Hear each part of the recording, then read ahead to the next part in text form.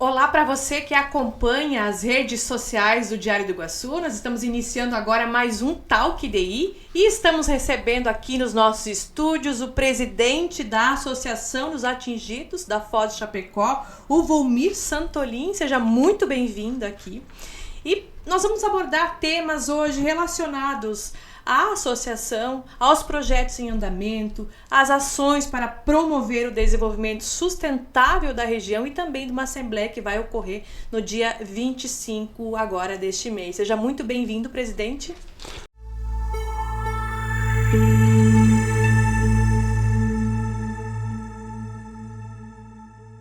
Obrigado, Karine, obrigado ao Jornal Diário do Iguaçu por sempre disponibilizar espaço, nos ajudar aí a divulgação das ideias e do trabalho, né? Então, a nossa eterna gratidão aí por você estar sempre colaborando com as pessoas e a comunidade que precisa. Obrigado por ter aceitado o convite, né? E para a gente iniciar esse nosso talk, essa nossa entrevista, eu gostaria de falar um pouquinho das batalhas, as lutas, né? Que a associação agora está enfrentando, sendo que ela é relativamente nova, né?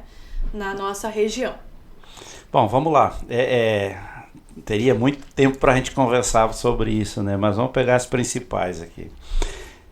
A partir de 2000, quando iniciou a discussão das barragens, né, teve um conjunto de acordos feito pelo consórcio que ganhou a licitação e teve a licença de operação para poder trabalhar com a usina Foz do Chapecó.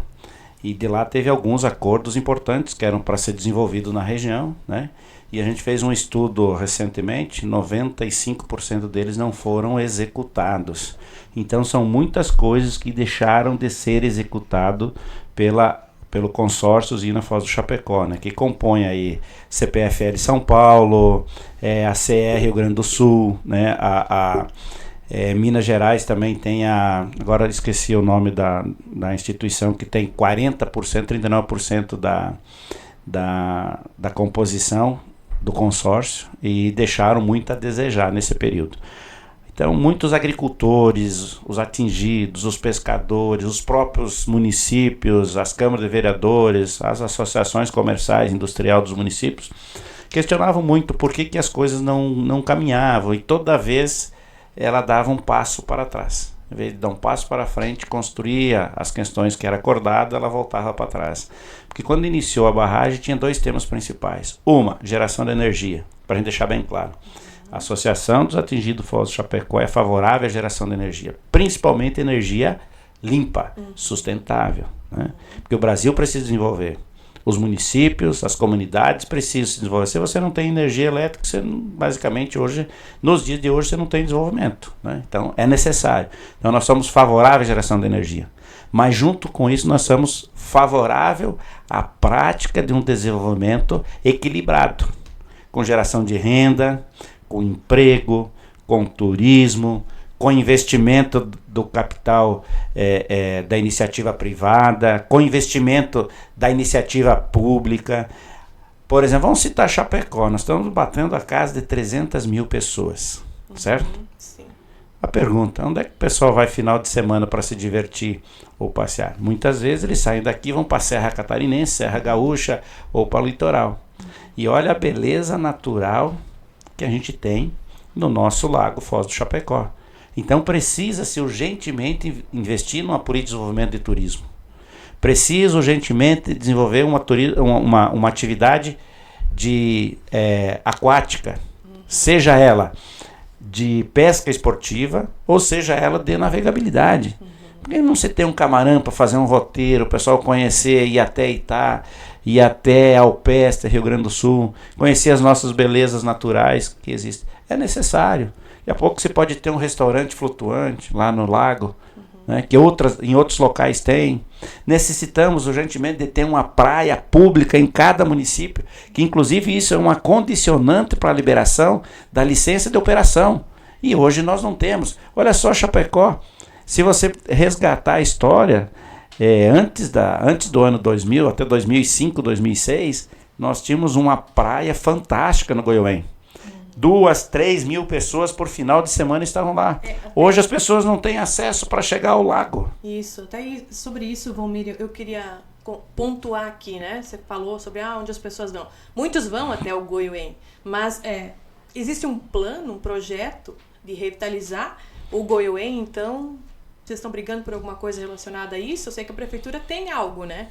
Sim. Mas por que ele seria um cartão postal de Chapecó? Porém, tem que ser São implantado. várias ações importantes. Não é só para o município de Chapecó. Hoje, a Foz do Chapecó alagado são 12 municípios. Sim. 6 do Rio Grande do Sul, 6 catarinenses. E temos 9 ajusantes, que é após o barramento, certo? Então, nós estamos construindo uma política para os 21 municípios. Iniciando-se primeiramente com os municípios da área alagada, que são condicionantes para que se desenvolva uma política sustentável. Como, por exemplo, vou citar alguns itens importantes, certo? Falava da praia. Tem um projeto de revitalização da Praia do Goiuém, que o município de Chapecó já fez desde o ano 2020, se eu não me engano, 20 ou 21, né? Que é magnífico, fantástico. Mas o consórcio tem que aportar recursos junto com o poder público para desenvolver, porque eles geram energia. E o que eles repassam para o município através da compensação por área alagada está em 300% em defasagem. Então precisa aumentar o repasse, inclusive de área alagada, que o município não pode mexer porque está na área de APP ou está na área alagada. Então tem que vir a compensação. Então são projetos que a usina tem que ajudar a desenvolver. Isso serve para os 12 municípios, como também os tanque-redes, que é os pescadores ter a sua renda, que quem quer investir no lago ter a sua renda. Por exemplo, nós temos um alame d'água hoje que comporta 38 mil toneladas de peixe. E nós temos 3 frigoríficos de peixe aqui que não tem matéria-prima suficiente para poder abater e colocar no mercado, com o tamanho de água que a gente tem. Por exemplo, hoje não temos carta de navegabilidade.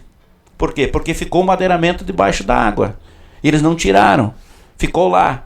Deu problema de toxinas. Acabou com a grande maioria dos peixes nativos. E o repovoamento que eles estão fazendo está muito abaixo do que é necessário repovoar pelo enchimento da água. São só 250 mil peixes. Tem que colocar 10 milhões de alevinos ou mais para poder repovoar. E com espécies nativas e com espécies introduzidas. Então, isso são necessários. Por exemplo, vamos lá. No ano 2000, antes até disso, nós tínhamos a pesca esportiva do Dourado. Goiuém lotava. Sim. Nós tínhamos competições náuticas ainda no Rio Uruguai. Construiu-se a barragem, não temos pesca esportiva e não temos competição náutica. A Prefeitura de Chapecó esse ano fez um movimento importante. Iniciou-se uma competição náutica. Deu mais de 5 mil pessoas no final de semana. Então o povo da região, o povo de Chapecó, o Grande Oeste, está sedento de atividades turísticas no município. E nós temos um lago importante, fantástico para desenvolver. E vamos lá, Chapecó tem o maior aeroporto dos 3 estados, fora as capitais. Nós temos as maiores feiras de evento dos 3 estados do sul. Seja de eventos, de negócio, certo? Feiras industriais. Sim. E que o mundo inteiro vem para cá. E precisa ter espaço para o turismo. Nós vamos aumentar a venda no restaurante, nós vamos aumentar a venda no hotel, nós vamos movimentar a cidade, vai trazer dinheiro para o município poder investir. E vamos lá, o autódromo sendo construído agora na linha Cachoeira, no distrito de Goiuém. Vai aumentar ainda, né? São esportes internacionais. Sim. Vai ter muitos eventos. Quem ganha com isso? A cidade. Quem ganha com isso? A região. E nós precisamos desenvolver. Então, tem que mudar a concepção que está na Foz do Chapecó, tem que mudar a concepção do Paquera. Nós concordamos que tem que haver a preservação. Precisa ter-se áreas de APP, que é preservação permanente. Mas, ao mesmo tempo, a APP que está ali, ela é uma APP produzida. Porque a APP original do Rio Uruguai ela está embaixo d'água, que inclusive não foi tirada da mata. Então, se ela é uma APP que foi introduzida, ela pode ser remanejada. Em alguns locais, com declividade ou uma mata maior, você deixa uma área de APP maior. E outras você abre para poder ter investimentos do capital privado, do capital público, de pessoas que querem desenvolver. E Chapecó hoje comporta 2, 3 praias públicas. Nós temos algumas experiências no Brasil afora de praias fantásticas. Vou citar um exemplo aqui. Até eu ia te pedir sobre as viagens que vocês fizeram, onde vocês foram visualizar outras cidades onde está implantado esses projetos de turismo. Exatamente, vou falando para dar sequência na praia pública. Nós fomos no município de Avaré, São Paulo.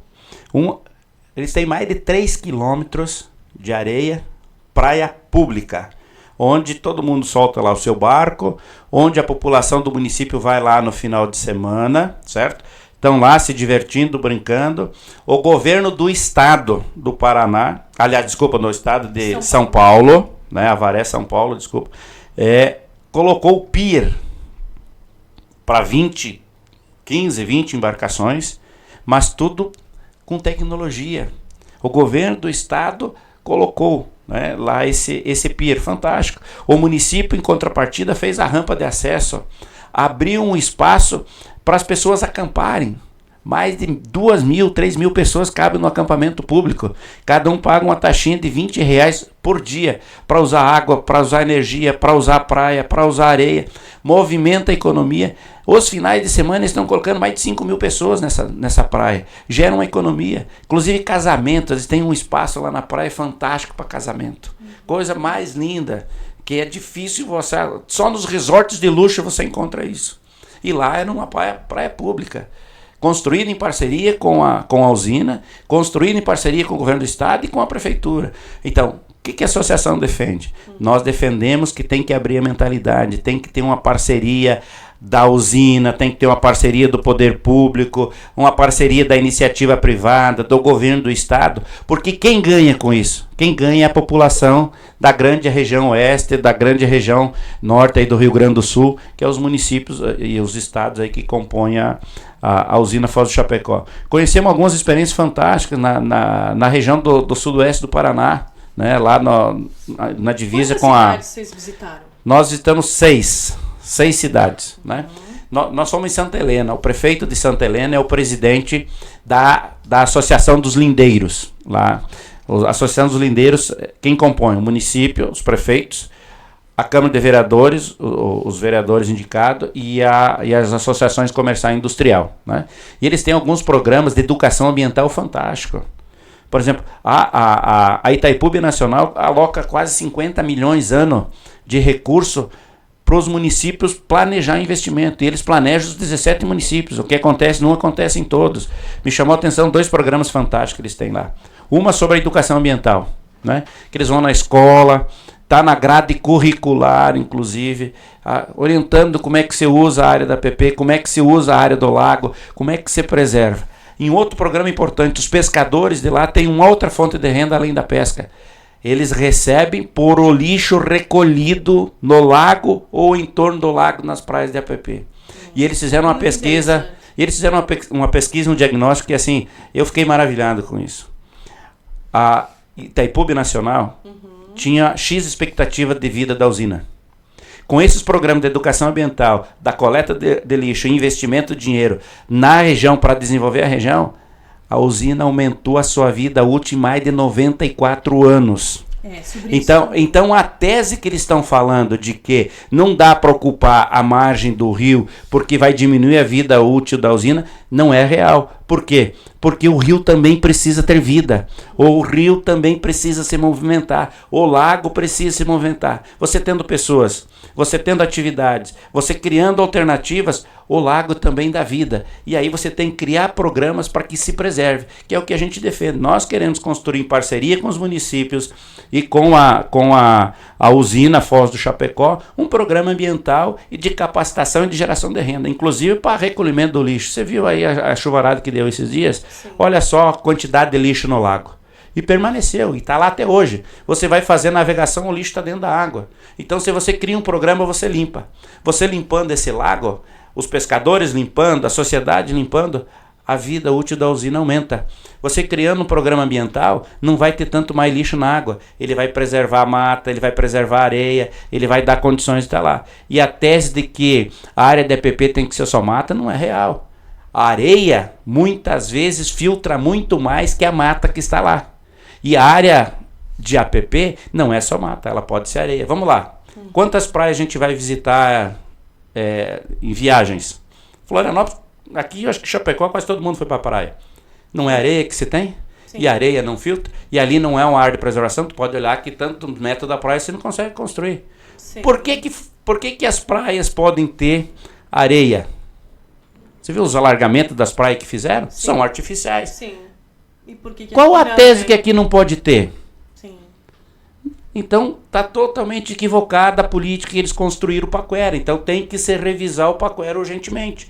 De duas formas, ou a gente revisa numa discussão com a usina, com o IBAMA, com o IMA Santa Catarina e com todos os órgãos de meio ambiente, condicionando, claro, a preservação do meio ambiente, a defesa da natureza, mas também a defesa da vida, da renda, do desenvolvimento, da igualdade para todo mundo, que é o que só um lado. Que é constitucional, que é o direito de ir e vir. Então, esse é o nosso desafio. É buscar políticas consensuadas para que todos os caminhos levem a uma condição, a melhoria da qualidade de vida do povo que vive no entorno do lago. E esse, então, vai ser um dos assuntos abordados na Assembleia? Exatamente. Por isso que a gente está trabalhando e trazendo todas as entidades que a gente visitou. Por exemplo, nós visitamos o Conselho de Lindeiros, o pessoal está vindo para cá. Nós visitamos Avaré, o pessoal está vindo para cá. Nós visitamos Três Lagoas, Mato Grosso do Sul. Eles vão apresentar lá o campeonato que eles têm de pesca esportiva, atividade de pesca esportiva. Está vindo a AMUSO, que é a Associação Nacional dos Municípios Atingidos por Barragem no Brasil, que inclusive tem uma PL sendo discutida no Congresso, que é para aumentar quase 300% o que estão devendo aos municípios. Ah, mas vai aumentar a energia, vai aumentar. Não vai aumentar, é uma correção. Esse dinheiro está ficando com a usina e com o governo. Ele precisa ser dividido com todos os entes da federação, inclusive aqui na ponta onde é que está a população, onde é que precisa. Porque não foi o governo federal que perdeu a área alagada, foi a população e os municípios. Então é de direito isso vir. Então nós vamos discutir isso. E uma das ações muito fortes, se a gente não tiver um consenso, a minha tese e a tese da associação é que a gente busque o consenso. E o consenso não pode ser 90 para um e 10 para outro. O consenso ele varia de 45 a 55. Então, em alguns casos, nós teremos que abrir mão. Em outros casos, a usina tem que abrir mão. E aí você chega numa política de consenso. Essa é a principal luta. Exatamente. Se não tiver isso, nós vamos judicializar com todas as letras. Aí vamos judicializar a madeira que está na água, porque gerou graves problemas ambientais e, na minha opinião, o maior crime ambiental da história está ali. Certo? Nós vamos ajuizar a derrubada do Paquera, que tem 7, 8 itens inconstitucional que está ali. Se não for consensuado, a gente vai para uma ação judicial. Nós vamos fazer ações de direito a fazer, com que eles se comprometeram a fazer com os municípios. Inclusive era para ter uma rodovia saindo de Caxambu do Sul, Águas Caxambu do Sul, passando por Chapecó, indo até Paial, que era a nossa beira-mar, que era chamada beira-mar. Isso era compromisso. Não foi feito. Foi apresentado quando? No início, quando começou a discussão de se ter o lago. Foi uma promessa. Era uma promessa, e se é promessa tem que ser cumprido, porque é uma das condicionantes da licença de operação. Se os municípios, nenhum prefeito assinar a autorização da licença de operação, porque tem alguns serviços que não foram prestados, eles não vão conseguir fazer. Então eles também têm que vir e conversar com a gente. Então são algumas condicionantes que deixar de fazer. E uma das questões importantes que nós estamos trabalhando, certo? Que se mantenham todos os acessos ao lago conforme era quando se fez o barramento, o fechamento da barragem. Inclusive eles estão em dívida muito grande, porque eles fecharam um ano antes, atropelaram o processo. Muita gente, inclusive em vários municípios, ainda os agricultores, os ribeirinhos, onde deu a área alagada, perderam até sua casa, perderam o que tinha dentro da casa, porque soltaram água um ano antes. E isso não estava previsto. Então teve acordo que eles não cumpriram com as pessoas e mesmo assim eles soltaram água. Isso chama banditismo. Certo? E isso não pode acontecer. mas aconteceu.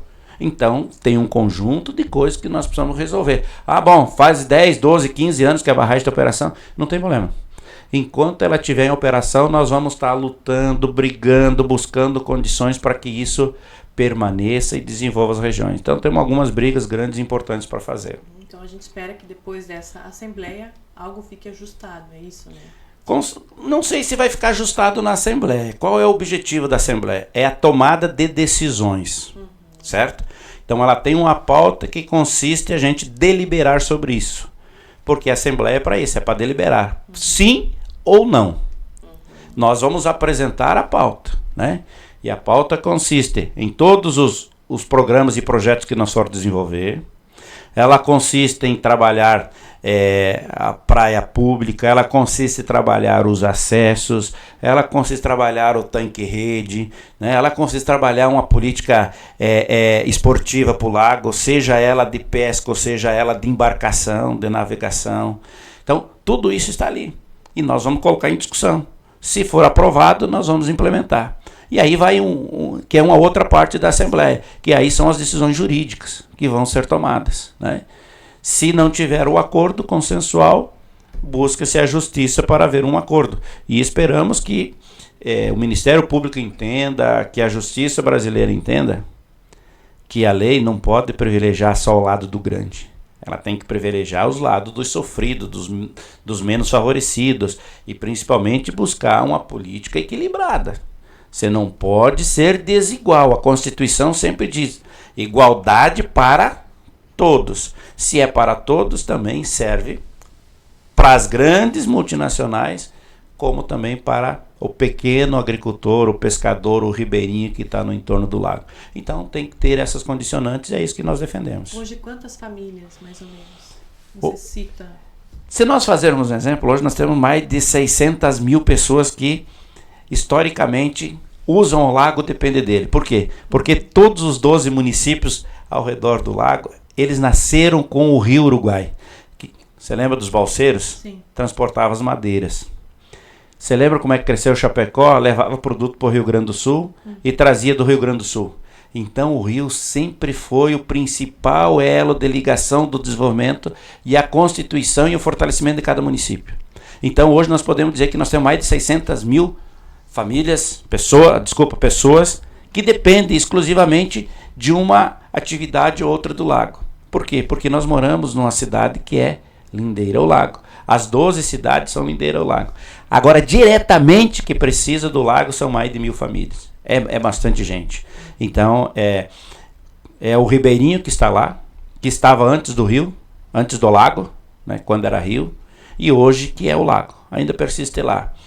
Os pescadores, nós tínhamos na época quase 1.000 pescadores. É só você procurar os 12 municípios que você vai estar lá. Você vai estar lá quantas carteiras de profissionais que tem e quantos seguros defesos que são pagos. O que é o seguro defesa? É os 4 meses que não se pode pescar na época da piracema para desenvolver o peixe, né? Então está lá.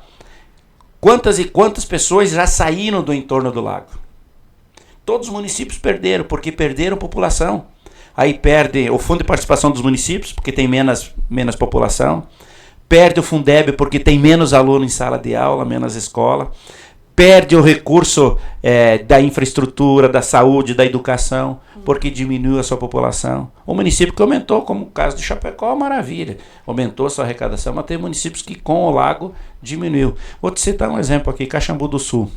Se eles tivessem hoje todos os aviários, os chiqueirões, o soja, o milho, o feijão que eles colhem na área, que colhiam na área alagada hoje, a arrecadação deles passaria de 5 milhões.